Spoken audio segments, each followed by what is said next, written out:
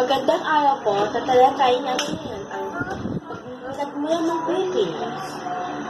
Ayon sa Continental Drift Theory, isang German scientist na si Dr. Alfred Wegener ang nagsabi na ang daigdig ang binubuo ng isang malaking kalupaan may 200 milyong taon na ang nakalipas at tinawag ang malaking masa ng lupa na Pangaea at sinasabi na ang Pilipinas ay bahagi ng Pangaea, na dahan-dahang nahati ang Pangaea sa dalawang bahagi. Ang Laurasia sa hilagang hating globo at Gondwana sa timog hating globo.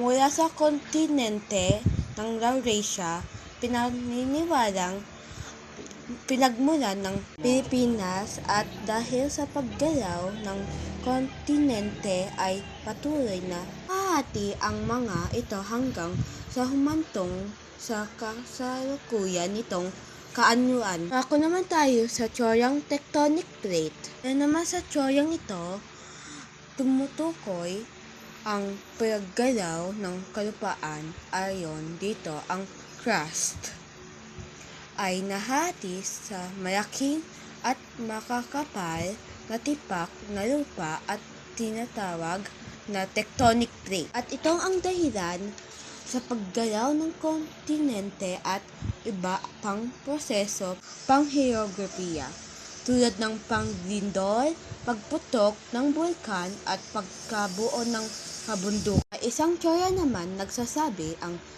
na ang Pilipinas ay nabuo dahil sa pagputok ng mga bulkan sa ilalim ng karagatan at iyan ay teorya ng bulkan mismo ni Bailey Willis. Siya rin ang nagsabi na ang Pilipinas ay nabuo sa pagputok ng bulkan sa Pacific Ring of Fire. Maraming aktibong bulkan sa Pilipinas, gaya ng Bulkan Taal, Bulkan Mayon at Pinatubo. Isa pa sa mga teorya sinasabing pinagmulan ng Pilipinas ay teorya ng tulay na lupa o land bridges theory. Sa teoryang ito, sinasabing ang Pilipinas ay dating bahagi ng continental shelf na nagdudugtong sa mainland Asia. Continental shelf ay tipak na lupa sa ilalim ng katubigan na nagdudugtong sa mga kontinente. Ayon sa mga paliwanag ng mga siyentista sa pagkakatunaw ng yelo sa mga bahagi ng Europa,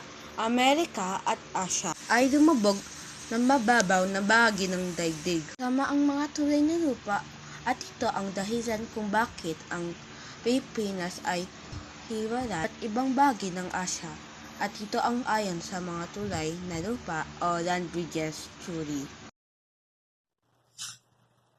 Ang pinagmulan ng lahing Pilipino at mga teorya nito.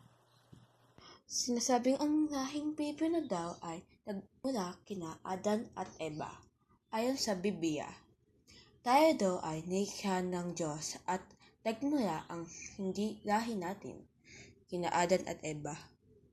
Ayon naman sa alamat, ang Pilipino daw ay nagmula kay malakas at maganda na lumabas sa puno ng kawayan nang ito ay tukain ng ibon. At ayon din sa alamat, tayo ay nilikha ni Bathala na humulma ng wangis ng tao at niluto at dun lumabas ang lahi Pilipino. Pero mayroon din tayong mga teorya batay sa ebidensya. Ang isa sa teorya na dito ay ang teorya ng Austronesian migration.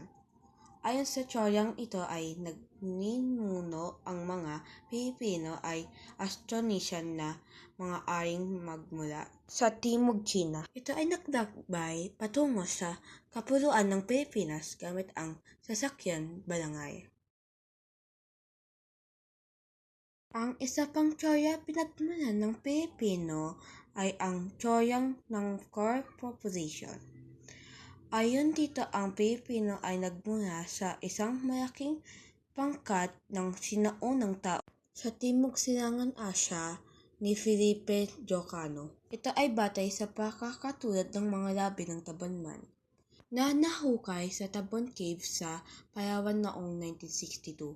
Ngayon ay dumako tayo sa teorya ng wave migration ni Henry Otley Beyer.